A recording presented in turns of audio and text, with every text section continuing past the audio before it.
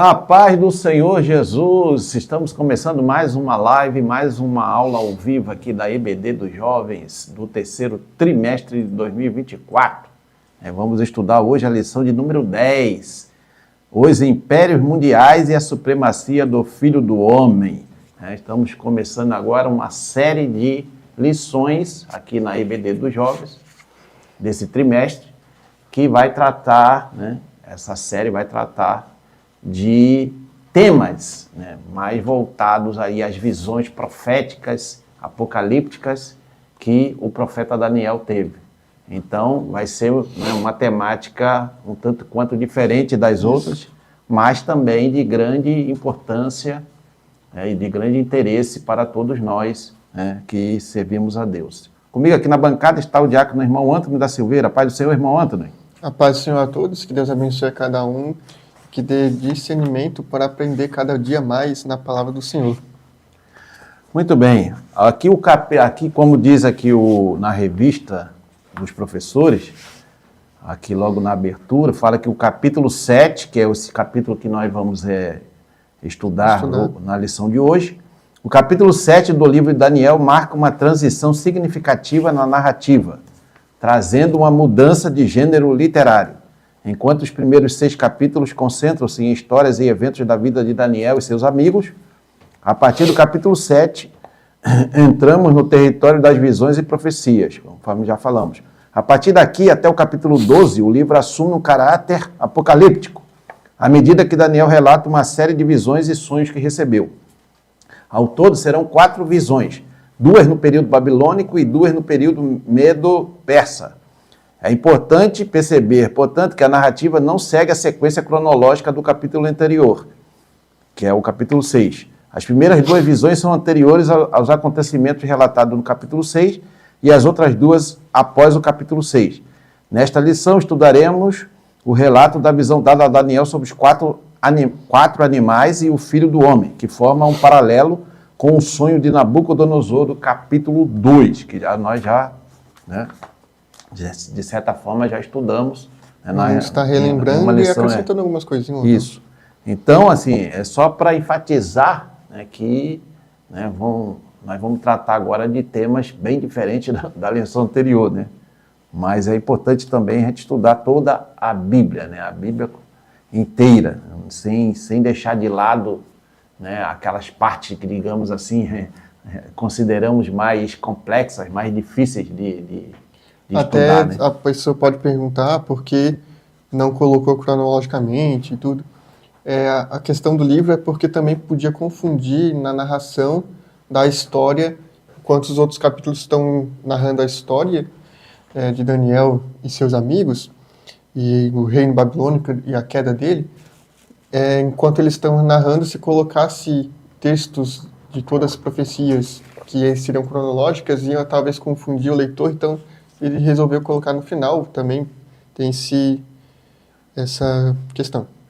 Muito bem, então antes de começarmos aqui a leitura da lição, não esqueça de compartilhar, coloca aí nos seus grupos de família, de amigos, curta, também dê ali o seu joinha, o seu gostei ali, e também não esqueça de inscrever-se no canal da Festa Academia. Nós somos uma escola de educação teológica aqui do estado de Santa Catarina.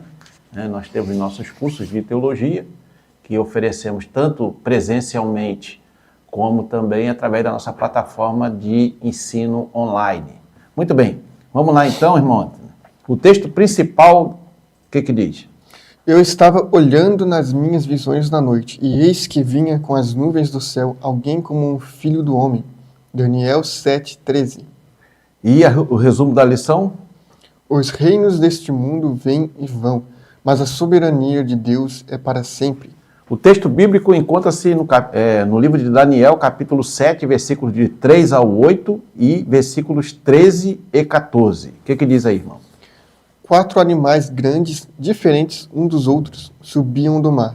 O primeiro era como um leão e tinha asas de águia. Enquanto eu olhava, as suas asas foram arrancadas.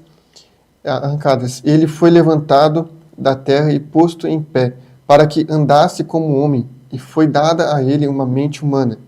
A seguir, apareceu o segundo animal, semelhante a um urso o qual se levantou sobre um dos seus lados, na boca entre os dentes, trazia 3 costelas. Ele diziam, levante-se e devore muita carne. Depois disso, continuei olhando, e eis que apareceu outro animal, semelhante a um leopardo, tinha nas costas 4 asas de ave. Este animal tinha também 4 cabeças, ele foi dado domínio. Depois disso, eu continuava olhando nas visões da noite, e apareceu o 4º animal, terrível, espantoso e muito forte. Tinha grandes dentes de ferro, ele devorava, fazia em pedaços e pisava com os pés o que sobrava. Era diferente de todos os animais que apareceram antes dele e tinha 10 chifres. Enquanto eu observava os chifres, eis que entre eles subiu outro chifre, pequeno, diante do qual 3 dos primeiros chifres foram arrancados. E eis que neste chifre havia olhos, como olhos de ser humano, e uma boca que falava com arrogância. Eu estava olhando nas minhas visões da noite, e eis que vinha com as nuvens do céu, alguém como um filho do homem. Ele se dirigiu ao ancião de dias, e o fizeram chegar até ele. Foi-lhe dado o domínio, a glória e o reino, para que as pessoas de todos os povos, nações e línguas o servissem. O seu domínio é domínio eterno, que não passará, e o seu reino jamais será destruído. Quem conhece já sabe de quem estamos falando. Muito bem. Então, olha só, que texto tremendo, né? E eu fico só... Eu estava lendo, estudando a lição, estava só conjecturando, né? Imagina você ter uma visão dessa, de noite, sozinho lá, sei lá, se estava sozinho, devia estar sozinho ou não. Mas a visão foi para ele, né? Então, ele imagina, né, algum de nós hoje tem uma visão desse calibre, né? Desse Verdade. tipo. A gente vai ficar realmente como ele ficou, né? Ficou... Estupefato. Perplexo, né? Diante daquela visão terrível, né? E ele não sabia do que se tratava, até que depois o Senhor, né, o anjo do Senhor, explicou para ele. Muito bem. Então a introdução diz assim: na lição de hoje estudaremos o capítulo 7 do livro de Daniel, que contém a descrição de uma visão profética que ocorreu durante o primeiro ano do reinado de Belsazar. Essa visão precede os eventos narrados nos capítulos anteriores do livro e possui um paralelo com o sonho de Nabucodonosor, narrado no capítulo 2 de Daniel, mas com uma riqueza de detalhes que aprofunda a nossa compreensão sobre o desenrolar da história mundial e a suprema soberania divina que permeia todos os eventos. A lição nos lembra de que Deus está no controle de todas as coisas. Então a lição de hoje, né, essa lição número 10, ela vai falar sobre os impérios, né, que dominaram aí a Terra, os principais no caso, né? Porque teve o Império Babilônico, o Império Medo-Persa, o Império Greco-Macedônio e o Império Romano. Esses 4 são retratados. Obviamente que tiveram outros impérios menores, Império Egípcio, Império Assírio e etc. Mas aqui o texto bíblico, ele, nesse capítulo 7 do profeta Daniel, vai tratar desses 4 que eu citei antes, né? O babilônico, o medo-persa, o greco-macedônio e o romano. Então, esses são os impérios dominantes. E, posteriormente, um império, né, que seria o império definitivo, que é o império, que é o reino de Deus, né, que, né, vai ser implantado aqui fisicamente, segundo a escatologia pentecostal, no milênio, durante o período do milênio, na volta do Senhor Jesus Cristo. Muito bem. Vamos então, para eu não tocar em assuntos que vão ser trabalhados aqui no decorrer da lição, vamos já passar então para o tópico primeiro. Então, o primeiro tópico, a ocasião da visão. O capítulo 7 de Daniel descreve uma visão que o profeta teve durante o reinado de Belsazar. Vale lembrar que a partir dessa sessão o livro não está redigido de forma cronológica, por isso não é uma sequência do capítulo anterior. Então é bem importante a gente entender que pode servir às vezes para qualquer outro livro da Bíblia. A gente tem que dar uma estudada um pouco também sobre essa questão da cronologia para a gente entender um pouco sobre isso. A gente sabe que essa seção do livro estava se encaixando lá no capítulo 5, mais ou menos. Mas vamos dar continuidade aqui. Daniel data a visão no primeiro ano do reinado de Belsazzar. Logo, ela ocorreu pelo menos 10 anos antes do banquete mencionado no capítulo 5, sobre o qual estudamos na lição 8. Na visão de Daniel, ele observa os 4 ventos do céu, agitando o grande mar. Essa imagem simbólica sugere que eventos poderosos e influentes, representados pelos ventos, estão presentes e desencadear mudanças significativas turbulentas na história da humanidade. Simboliza pelo mar na Bíblia, a agitação do mar representa inquietude das nações da terra. Quando a gente fala ali 4 ventos do céu, muitas vezes está falando dos 4 cantos da terra. Então, é uma simbologia muito forte, né? Até naquela época, às vezes, muitas vezes aqui, quando a gente quer dizer o mundo inteiro agitado e tudo, e aqui está falando agitando o grande mar, como já fala aqui, que representa a inquietude das nações da terra. Mas seria essas minhas palavras, passar para o próximo subtópico? O segundo subtópico, os 4 grandes animais. Daniel continua descrevendo sua visão, na qual 4 grandes animais surgem do mar. Primeiro, o leão com asas de águia, depois o urso, depois o leopardo com 4 asas, e o 4º animal, que não é nenhum dos animais aí descritos da Terra, né? Terrível e espantoso. A notável característica desses animais é que cada um deles é diferente do outro, o que indica que eles representam reinos ou impérios distintos, cada um com suas características, poderes e importância na história. A simbologia animalesca indica a natureza selvagem dos impérios, que batalham em busca de domínio e poder. E esses 4 animais representam os reis da terra: o rei da Babilônia, o rei Medo-Persa, o rei da Grécia e o rei de Roma. Portanto, profetizando no período do Império Babilônico, Daniel anteviu a sua queda, a queda do Império Babilônico. E ele anteviu também os governos seguintes. Então, a visão que Daniel teve, né, que Deus deu para ele, falava ali de um período histórico longo, né, do que aconteceria, né, depois da derrocada do Império Babilônico, que era o império, né, durante o qual o povo judeu foi levado lá, né, o povo do Reino do Sul, do Reino de Judá, foi levado em cativeiro lá para a Babilônia.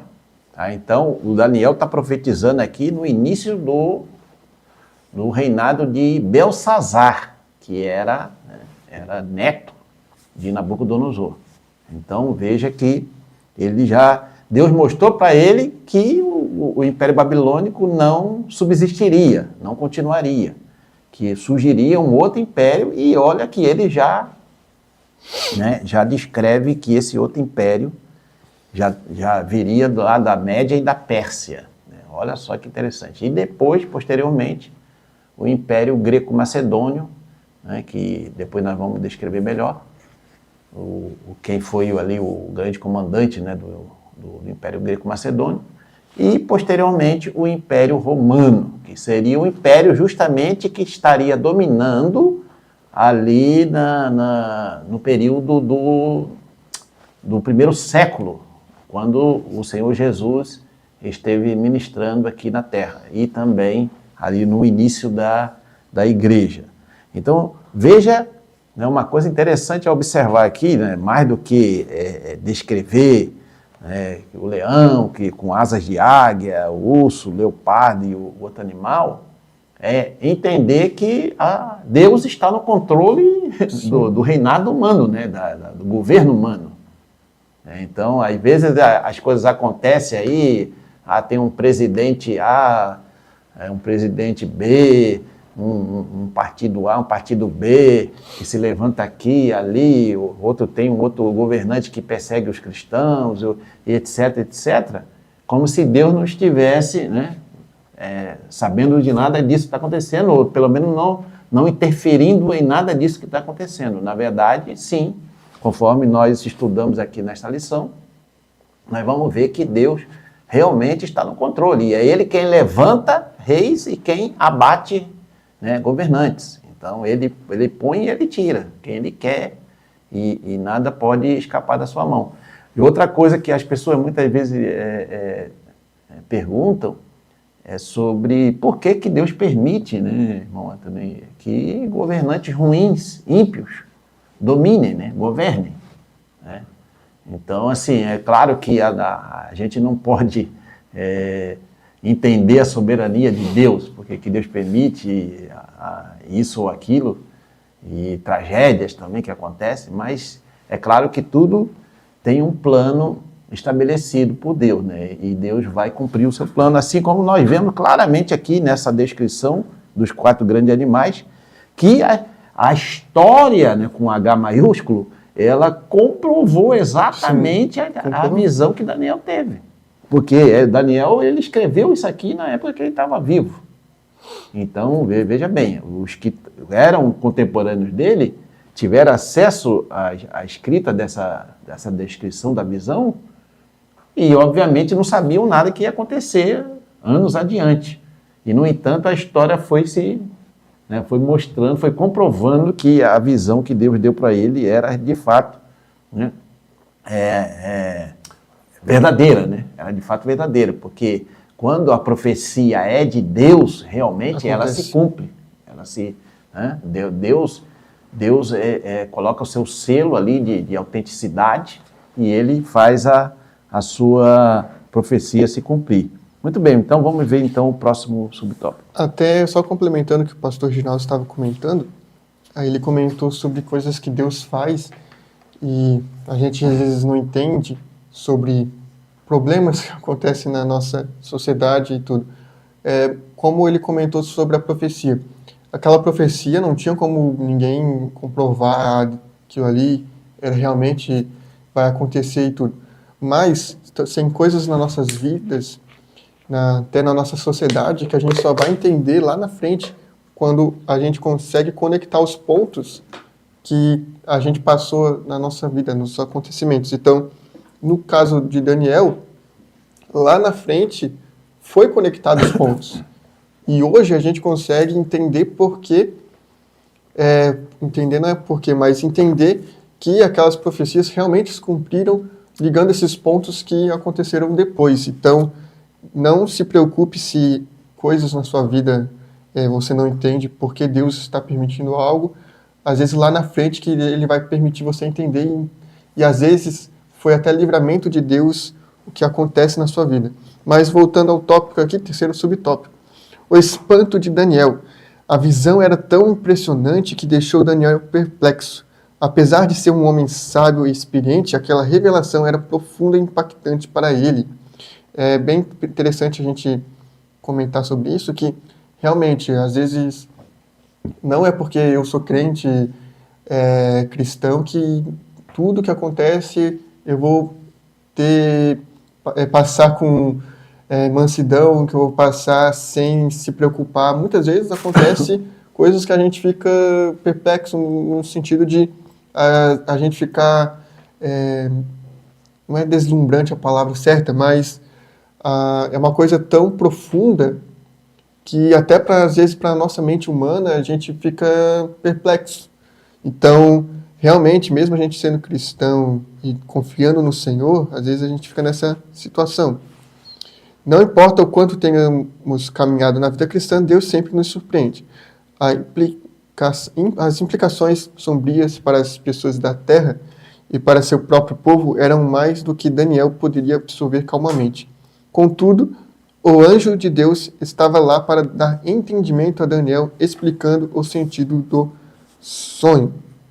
Então aqui mostra claramente que Daniel estava perplexo com as coisas que foram reveladas a eles, mas Deus deu discernimento para ele, deu o entendimento para ele. Então, eu tento sempre trazer para nossos dias atuais. Então, a gente, muitas vezes, vai passar por situações, se Deus permitir, de revelações, não só revelações, mas coisas na nossa vida que vamos ficar nessa situação. E como o anjo deu ali a revelação a Daniel, Deus mandou o anjo dar esse entendimento, muitas vezes Deus também vai colocar situações na nossa vida que a gente vai entender por que essa situação está acontecendo, ou quem teve revelações, Deus vai estar direcionando, porque Deus não faz nada sem um propósito. Isso é um fato, a gente coloca no livro de Daniel, a gente observa isso, no livro, na Bíblia em geral, tudo que Deus fez tinha um propósito que mesmo naquele momento, os acontecimentos ninguém podia entender, lá na frente deu para entender quais os motivos que o Senhor concedeu naquele momento para aquelas ações. Mas, próximo tópico. É importante frisar, irmão Antônio, que hoje, como é que nós podemos avaliar uma revelação, um sonho, até uma profecia? É à luz das Escrituras Sagradas. Isso mesmo. Então, hoje, qualquer visão, revelação, sonho que a pessoa tiver, ela tem que passar pelo crivo da Bíblia, da palavra de Deus. Porque senão as pessoas começam a ver coisas aí que não tem respaldo bíblico, não tá de acordo com a revelação maior da palavra de Deus. E aí vão dizer, não, foi um anjo que me apareceu e falou isso, falou aquilo. Aí isso deu origem a muitas seitas e heresias que existem hoje, né? E às vezes nem eram anjos. Porque pessoas que viram o anjo, que tem um nome que não tem na Bíblia, entendeu? E aí vão propagando esse tipo de ensino. Por isso que é importante frisar isso aqui. Aqui é uma EBD, né? Uma escola bíblica. Então, fique com essa palavra aí. De qualquer sonho, revelação, profecia, seja o que for, tem que passar pelo crivo das Escrituras Sagradas. E até outra coisa. Se, por exemplo, um negócio que é realmente importante. Se nessa revelação, vamos dizer, profecia, tanto faz, mandar fazer alguma coisa, você fica ciente que se for à luz da palavra, como o pastor Ginaldo comentou, mesmo que não se cumpra alguma coisa na profecia, você está fazendo conforme a palavra do Senhor. Então é uma coisa que boa no sentido de estar fazendo a vontade na palavra do Senhor. Mas se for algo fora da palavra do Senhor, que mande fazer algo que é absurdo muitas vezes, a melhor coisa é não fazer e ir conforme a palavra do Senhor. Sempre à luz das Escrituras, e aquela coisa, a profecia, a revelação, que é do Senhor, vai se cumprir. Então, se não se cumpriu, às vezes, no que a revelação diz, então, realmente, não era do Senhor. Muito bem. Então, terminamos o nosso primeiro tópico, né? Não esqueça, se você está sendo abençoado ou abençoada aí por essa live, deixa aí o seu like, comente, compartilhe, nos ajude a propagar o ensino bíblico, ortodoxo, das Escrituras Sagradas aqui no YouTube, né? Nós somos aqui um canal de ensino bíblico-teológico.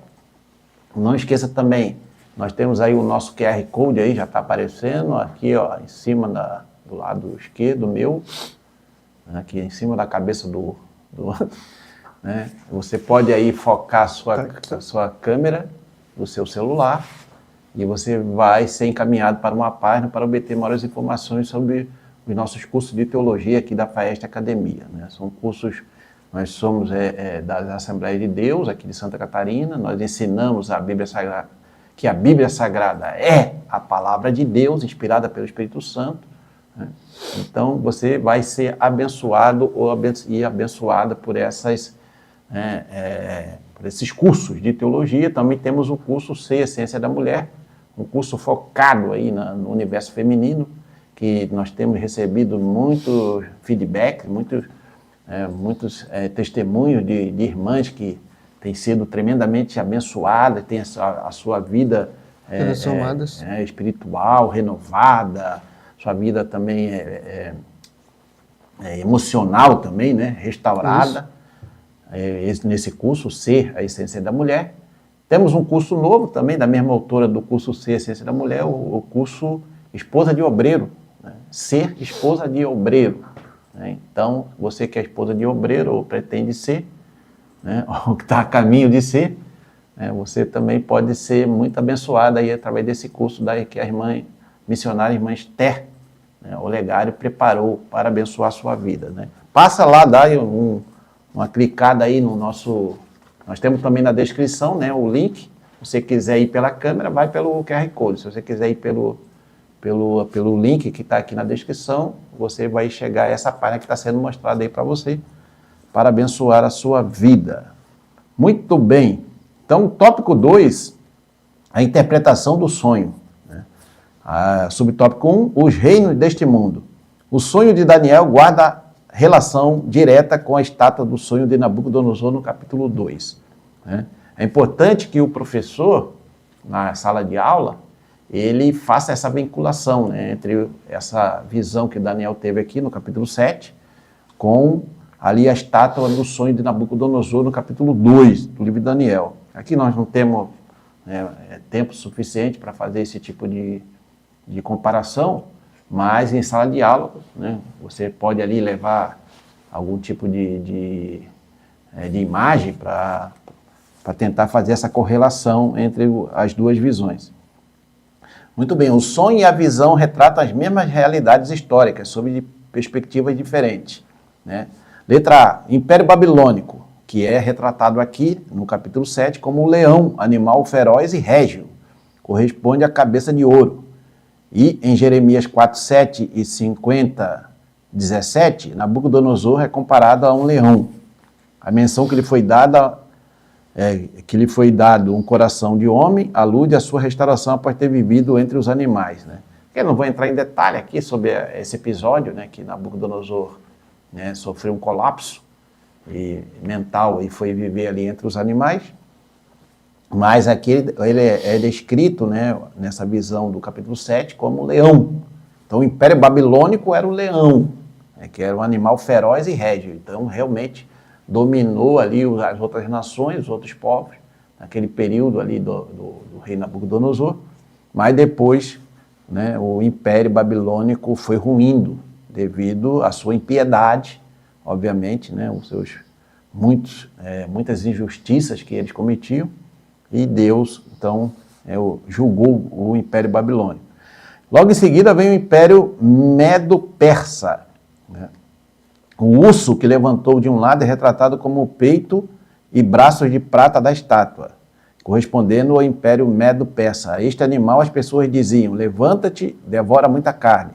Na simbologia profética, as 3 costelas entre os dentes seriam potências conquistadas pelo Império Medo-Persa, Babilônia, a Lídia e o Egito.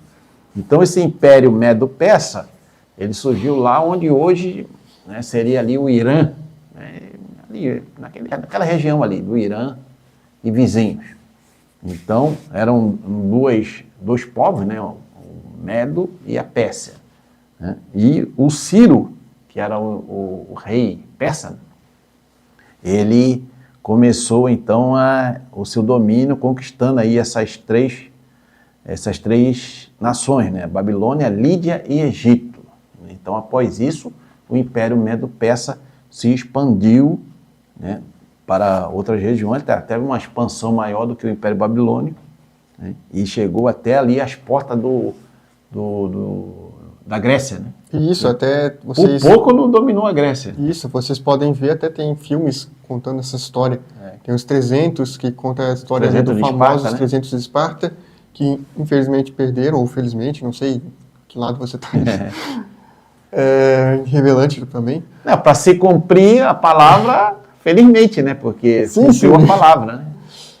Mas voltando ali, perderam os 300, aí depois voltou mais uns 10 mil da Grécia e venceram o exército.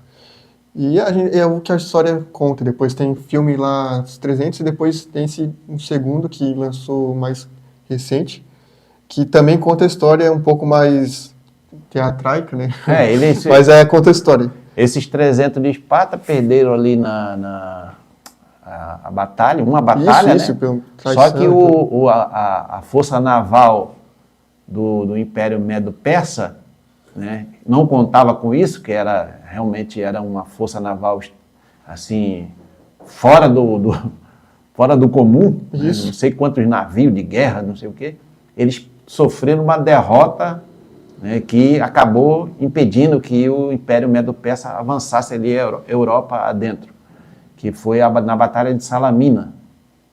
O Império Medo-Persa não contava que a sua frota naval ia perder ali para a marinha grega, né? De Atenas. De Atenas, justamente. Até, como eu comentei, nesse primeiro filme aí vai falar sobre esses 300 e depois no segundo vai contar essa história que o pastor Reginaldo já mencionou. Então, esse é o Império. Agora vamos ao Império grego, né? Na verdade, greco-macedônio, né? Porque o Alexandre o Grande, o primeiro pai dele, o Filipe, depois o Alexandre, o Grande, eles eram da Macedônia, que fica, né, se você olhar no mapa da Grécia, fica na parte de cima da Grécia. Isso. Acho que nem hoje é mais Grécia. Até porque lá era cidades-estados, então era muito como se fosse um país em si, cada cidade. O leopardo com asas correlaciona-se com o ventre e quadris de bronze da estátua de Nabucodonosor. As características deste animal representam adequadamente o Império Grego liderado por Alexandre o Grande, que conquistou uma nação após a outra com extrema velocidade. Com a sua morte, o Império se dividiu em 4 partes, distribuídas entre os seus generais, Seleuco, Ptolomeu, Lisímaco e Cassandro. Então, esse Império Grego-Macedônio, ele começou com o pai de Alexandre, o Filipe, que começou o Império, né? Aí o Alexandre realmente expandiu o Império tremendamente, com uma velocidade incrível, porque ninguém conseguia vencê-lo no campo de batalha. Realmente ele era um grande general, foi um grande estrategista militar, e avançou e dominou, né? Foi até lá na Pérsia e conseguiu vencer o imperador na época, não sei qual era o imperador na época, venceu o imperador do Império Medo-Persa. E aí, logo em seguida, ele morreu e 4 generais, ele não tinha filho, herdeiro, e 4 generais assumiram então o controle do Império Medo-Persa. Ou melhor, do Império Greco-Macedônio, que dominou o Império Medo-Persa. E, em seguida, surgiu, né, por último, aqui na visão de Daniel, o Império Romano. O 4º animal despertou a curiosidade de Daniel de maneira singular. Ele lembra a parte inferior da estátua, com pernas de ferro e os pés e dedos de ferro e barro. O profeta antecipou o período em que o Império Romano emergiu como uma superpotência. A descrição do verso 7 diz que o urso fazia seus inimigos em pedaços. A primeira coisa que fazia o Império Romano após conquistar uma nação era dividir suas terras em regiões, tetrarquias, províncias e distritos. Roma se destacou como o império mais impactante na história da humanidade. Enquanto era formidável, representado pelo ferro em sua força e eficácia administrativa, também se mostrava frágil, como o barro, devido à imensa corrupção que, em última instância, contribuiu para o declínio de um império cujo nome se tornou sinônimo de grandiosidade e decadência. Claro que não temos tempo para falar tudo sobre esses impérios, né, detalhadamente, né, Império Romano, um império que realmente deixou marcas profundas na humanidade, né? Tu vê que tem o lado ruim da impiedade, da corrupção, da decadência moral do Império Romano, e dos outros impérios também, mas aqui está falando do Império Romano. Mas também tem coisas que até hoje são originárias daquele período do Império Romano. Por exemplo, o direito. O direito, até nos cursos de direito das faculdades, você tem uma matéria chamada Direito Romano. Sim. Né, que o direito romano, realmente, ele alcançou um nível, naquele período histórico, né, um nível de excelência. Porque lá realmente as leis eram... Isso, as leis eram bem formuladas claro, tinha como em todo lugar, em todo tempo, tem sempre corrupção, tem sempre suborno, tem tudo, né? Mas a lei ali, estava no papel, era realmente correta, né? A lei. Tanto que você vê isso depois na Bíblia, né? Como várias vezes, por exemplo, o apóstolo Paulo apelou, né, apelou considerando a lei romana, né, que ele era romano de nascimento, até para ele apelou para o cumprimento da lei, né? Até para conduzir um império tão grande assim, precisava de leis corretas, no sentido de leis fechadinhas ali, para poder não colapsar o império inteiro. Até eles tinham a paz Sim. de Roma, que seria até meio de força, mas seguindo todas essas leis, que quem ia contra essas leis ia sofrer a força, infelizmente, mas era o império da época. E outra contribuição que chegou até nós, entre outras, né, a língua. A língua portuguesa, que é a língua que nós falamos aqui no Brasil, era originária do latim, que era a língua falada no Império Romano, né? Então, inclusive a língua portuguesa, entre outras, ela é uma língua neolatina, né, que surgiu a partir do latim. Então, veja que não foi só coisa, digamos assim, né, ruins.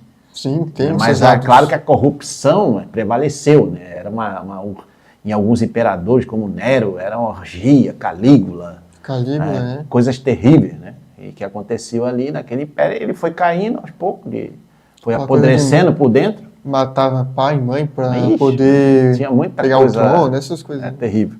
Mas então, esse é o quarto império que o Daniel, né, o profeta Daniel, teve aqui na sua visão. Então ele tinha a força do ferro e os pés de barro, que é justamente devido a tudo essas coisas que nós falamos da corrupção, que foi corroendo o império, mas ele foi um dos impérios mais longos que teve e que mais influência, né, exerceram sobre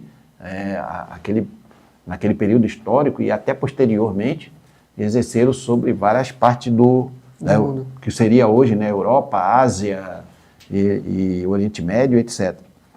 Muito bem, então vamos ao próximo subtópico. O subtópico 2, ele fala: o anticristo, as 10 pontas. Algumas traduções usam a expressão chifres que saíam da cabeça do quarto animal.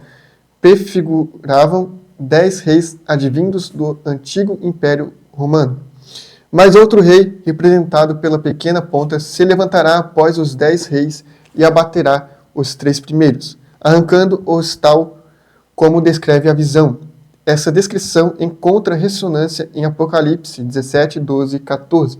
Os fatos proféticos do versículo 8 são ainda futuros, como bem mostra o livro de Apocalipse. Na escatologia pentecostal, a interpretação é que a pequena ponta representa o anticristo, que surgirá no final dos tempos e fará guerra aos santos. Esse é o homem do pecado, o filho da perdição. O anticristo será a mais completa personificação de Satanás e seu mais autêntico representante. Porém, se apresentará como se fosse Deus. Será o iníquo, e sua influência será mundial, pois governará sobre todas as nações. Então, o anticristo, ele virá como se fosse um solucionador de problemas. Então, todas as nações, a gente vê hoje em dia que estão decaindo, a moralidade dessas nações, a decadência dessas nações está acontecendo. A gente vê coisas absurdas como pessoas que fingem ser cavalos, fingem ser animais, e outros absurdos, até na área sexual, que a gente até eu estava ouvindo esses dias um relato lá, e muitas pessoas no comentário confirmando e tudo, que acontece isso às vezes no Brasil inteiro. Pessoas da roça que têm relações com animais. E hoje em dia, infelizmente, isso está acontecendo muito. A gente que está aqui na cidade não vê muito isso, mas quem está na roça vê isso como se fosse algo normal, infelizmente. Então a gente vê que está decaindo muito a sociedade moralmente, e entre outras guerras vão acontecendo e tudo. E esse anticristo vem como solucionador de problemas para tudo e vai governar todas essas nações. E pastor Antônio Gilberto, que é um grande teólogo e pastor da Assembleia de Deus, que infelizmente não está entre nós, ele trabalhava muito essa questão da escatologia e trouxe um ponto muito interessante aqui, que o autor da lição ele traz. O anticristo será um homem personificado, o diabo, porém, apresentando-se como se fosse Deus. A besta ou anticristo será um personagem de uma habilidade e capacidade desconhecida até hoje. Será o maior líder de toda a história, acima de qualquer famoso general ou governante mundial conhecido. Será portador de uma personalidade irresistível. Sua sabedoria e capacidade serão sobrenaturais. Além da ação diabólica direta, outros fatores contribuirão decisivamente para a implantação do governo do anticristo, como poderio bélico, alta tecnologia e poder econômico. Será um grande demagogo, influenciará decisivamente as massas com seus discursos inflamados.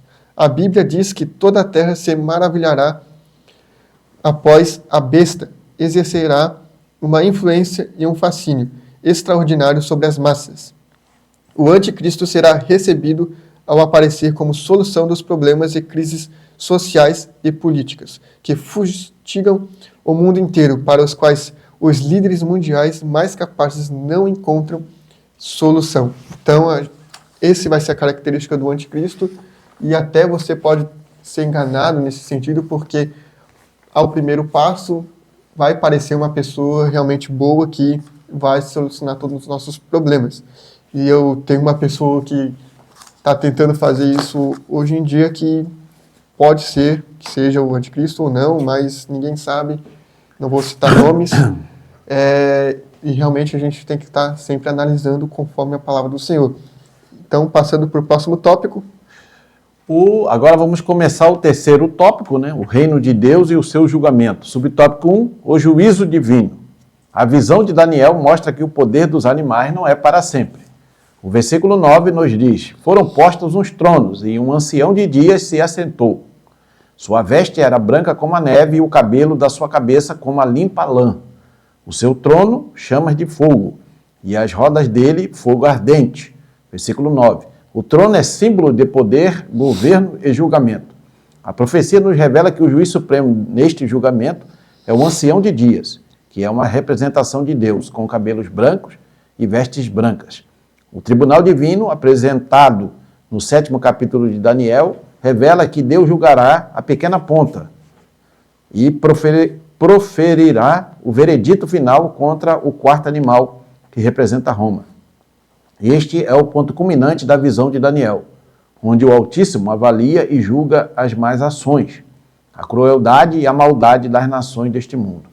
Então, neste subtópico, né, o comentarista aqui ele vai tratar sobre o juízo divino, que, de acordo aqui com a visão profética do profeta Daniel, que ele viu ali no versículo 9, está descrito, né, os tronos e um ancião de dias, que é uma representação, né, do Deus Todo-Poderoso, Criador dos céus, da terra, do mar e de tudo que neles há. Né, o Deus que criou todas as coisas, e é o Deus que vai julgar, né, também, né, todas as coisas, todas as ações humanas.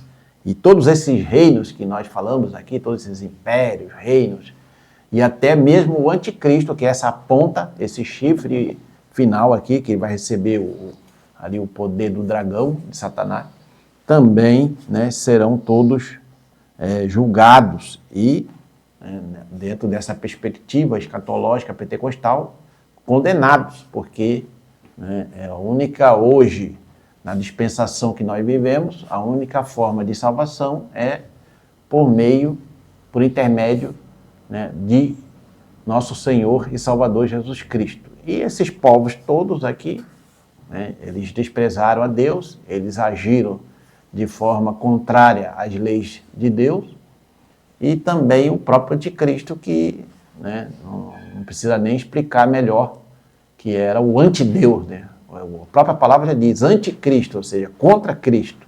Então ele vai ser, diferentemente de muitos anticristos com A minúsculo, que se espalharam aí mundo afora pela história da humanidade, esse anticristo com A maiúsculo, ele vai ser ativo no combate às coisas de Deus, a Deus e ao povo de Deus. Ele vai ser ativo. Ele não vai ser apenas, vai ter uma reação aqui, outra reação ali, não. Ele vai vai ter um plano de governo para suprimir, né, tudo relacionado a Deus. Então, ele também vai ser julgado aqui nesse juízo divino. Vamos ao próximo subtópico. Então, próximo subtópico, a vinda do Filho do Homem. No sonho do capítulo 2, a estátua colossal foi destruída por uma pedra que depois encheu toda a terra. Agora, no capítulo 7, o animal será destruído e como Filho do Homem, assume o reino para sempre. A pedra que esmaga a estátua e cresce para encher a terra é comparável à ascensão de Jesus Cristo como o Messias, e a próxima é a promessa de que seu reino se estabelecerá para sempre. Isso significa que os poderes terrenos e humanos são temporários, mas o reino de Deus é eterno e preencherá todo o espaço. A mensagem central é a supremacia e o domínio duradouro de Deus sobre todas as coisas. Isso renova as nossas esperanças e fé no poder do Senhor Deus. Então aqui está comentando sobre a vinda do Filho do Homem, que é o Senhor Jesus Cristo, que a gente já tem essa ciência, e a gente sabe que quando veio Jesus Cristo, o Evangelho se espalhou para o mundo inteiro, e a gente vê que realmente, depois que vêm todas as coisas, o Senhor ele vai reinar aqui na terra. Muitos podem pensar, a gente vai ficar lá no céu e tudo, mas não, do momento, no milênio, o Senhor vai estar reinando aqui na terra e vamos estar juntamente com Ele. Então, essa profecia estará se cumprindo, e a palavra que diz que se espalhará, que está dizendo, destruída por uma pedra que depois encheu toda a terra. Então, será esse o governo do Senhor que encherá toda a terra, que vai estar governando toda a terra aqui no milênio. E todas as questões escatológicas, que agora não é o ponto desse tópico, né? Vai ser ali a grande tribulação que o pastor Ginaldo estará comentando. Subtópico 3, a grande tribulação. Os versículos 24 e 25 apresentam um período específico dos últimos tempos, no qual o anticristo perseguirá o povo de Deus. Ele vai falar contra Deus e perseguir os seguidores de Deus, representados como os santos, mártires e crentes advindos da grande tribulação. Além disso, ele tentará mudar leis e regulamentos, possivelmente tentando suprimir a religião e os princípios morais. Por um tempo, e metade de um tempo, o anticristo terá autoridade no mundo. Esse período equivale a 3 anos e meio, ou 42 meses, ou 1.260 dias. Daniel 12, 7. Ele compreende a metade dos 7 anos finais prescritos como a grande tribulação e o fim do tempo dos gentios. Nos primeiros 3 anos e meio, o anticristo fará acordo com Israel, mas não o cumprirá. Daniel 9, 27. Este é o período de grande poder e influência política desse líder mundial sobre o mundo e os judeus. Mas o Messias o dominará e quebrará o seu reino de mentira. O anticristo será condenado e a plenitude do reino de Deus será estabelecida para sempre. Então, nesse período da grande tribulação, obviamente que nós não vamos aqui, o tema não é sobre a grande tribulação especificamente, para a gente detalhar como vai ser a grande tribulação. Isso, até porque é um assunto extenso. Apenas para tratar assim, de um modo geral, desse período da grande tribulação, dentro do contexto aqui dessa lição número 10. Tá? Então, nessa grande tribulação, segundo o entendimento da escatologia pentecostal, que nós defendemos na Assembleia de Deus, vai ser um período de 7 anos, que está descrito aqui nessa visão do profeta Daniel, a última semana de Daniel, um período de 7 anos, né? E nos 3 anos e meio iniciais, o anticristo ele vai fazer ali um acordo com Israel, mas ele não vai cumprir esse acordo, ele vai enganar o povo judeu, e depois ele vai se mostrar quem ele realmente é, o povo judeu vai perceber, mas ele já vai ter perseguido o povo, vai matar muitos, E ele vai perseguir tudo que é referente a Deus e às coisas de Deus. Esse vai ser o anticristo, tá? Muito bem. E aí, depois que houver essa ruptura, depois de 3 anos e meio, haverá essa ruptura, e aí vai acontecer o pior período da história da humanidade, que é esse período da grande tribulação, que vão ocorrer, né, coisas terríveis, assombrosas, espantosas, tanto nas regiões siderais, como também no mar, como também nas nações, né? Vai cair meteoro, né? Quer dizer, a Bíblia não fala que é meteoro, mas né, a gente entende que é meteoro, né? Isso, pela descrição, pela né, vai cair uma bola lá no mar, e muitas outras coisas terríveis vão acontecer nesse período da grande tribulação. E então, depois desse segundo período, 3 anos e meio, que é fechando os 7 anos, a última semana da profecia de Daniel, então o Senhor Jesus volta em poder, em grande glória, aí já com a sua igreja, segundo o nosso entendimento, para reinar soberanamente sobre as nações. E aí ele vai destruir o anticristo, o falso profeta, né, e muitos vão morrer nessa última batalha, e o Senhor vai reinar durante 1000 anos, vai ser o reino milenial de Jesus aqui na Terra. Então, assim, claro, grosso modo, esse é o que vai ser a grande tribulação.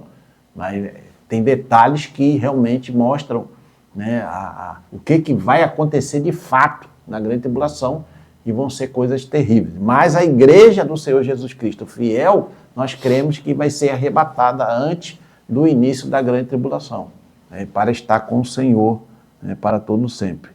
Muito bem, então chegamos ao fim, agora vamos passar a conclusão aqui com o nosso irmão Anthony. Então, conclusão, como vimos no capítulo 7, Daniel recebe visões a respeito dos 4 impérios e do estabelecimento do reino eterno de Deus. Essas visões revelam a promessa de que, apesar dos impérios e das forças poderosas que governam o mundo, o Senhor Deus continua no controle e, ao final, estabelecerá seu reino eterno de justiça e paz. Isso nos desafia a manter nossa fé firme, mesmo em meio às incertezas e turbulências do mundo, pois Deus tem um plano soberano que se cumprirá. Então, essa é a conclusão que a gente tem dessa lição. A gente viu os planos de Deus sobre o que aconteceu no período ali de Daniel, os 4 impérios, um pouquinho mais profundo, e a gente viu que futuramente o Senhor vai reinar para que a palavra se cumpra, e vai ser só alegria para a gente, felizmente, né? Mas depois de tanto sofrimento que a gente passa aqui na Terra, vai ser um tempo um pouco melhor. Muito bem, chegamos ao fim, então vamos encerrar, irmão, com uma palavra de oração, né? Agradecendo a todos que estiveram conosco, que participaram, e nos ajude aí a compartilhar a palavra de Deus. Oremos. Pai Celestial, graças te damos, ó Senhor, pelo teu grandioso amor para conosco, Senhor, pela tua soberania, que tem, Senhor, controlado todos os acontecimentos da história da humanidade.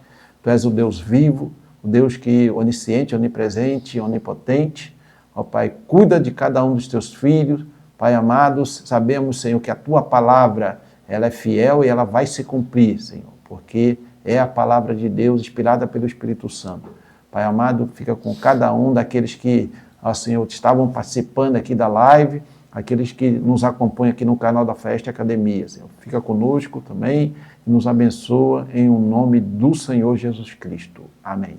Deus abençoe a todos e até a próxima live, querendo Deus.